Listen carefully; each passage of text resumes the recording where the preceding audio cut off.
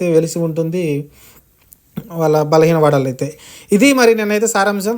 ఒక అక్కడే అది కాక 18 ఎకరాల్లో దాదాపు ఇది నిర్మించడం చూశారు. అక్కడ మంచి ప్రకృతి వనం కూడా నిర్మించారు. మంచిగా గ్రీనరీ అయితే ఏర్పాటు చేశారు. వచ్చి అంటే ఒక టూరిజంగా అయితే డెవలప్ చేశారు దీన్ని అయితే మంచిగా 18 ఎకరాల్లో. అలానే దీని కాస్ట్ వచ్చేసి 406 కోట్లు అని చెప్పారు. యాక్చువల్గా 406 కోట్లు. ఇక్కడే కొన్ని విమర్శలు వస్తున్నాయి. యాక్చువల్గా ఇది తెలంగాణకు సంబంధించి 145 అడుగులు, దానికి 145 కోట్లు ఎంతో ఖర్చు అయింది. 125 అడుగులు అనుకుంటాను, సారీ, 145 కోట్ల దాకా ఖర్చు అయింది. 206 అడుగులు దానికి 406 కోట్లు అయితే ఖర్చు అయినట్టు అయితే ప్రకటించారు ప్రభుత్వం అయితే. దీని గురించి కొన్ని విమర్శలు వస్తున్నాయి. ఓకే, ఏదైనా మటుకి ఇలాంటి టూరిస్ట్ ప్లేసులు ఉంటే ఏంటంటే ఆకట్టుకుంటుంది. విజయవాడ అనగానే ఖచ్చితంగా స్టాచ్యూ ఆఫ్ జస్టిస్ గుర్తొస్తుంది. ఖచ్చితంగా అక్కడికి వెళ్ళి చూడాలనుకుంటారు. ఇప్పుడు హైదరాబాద్ వస్తే ట్యాంక్ బండి ఎలా చూడాలనుకుంటారు.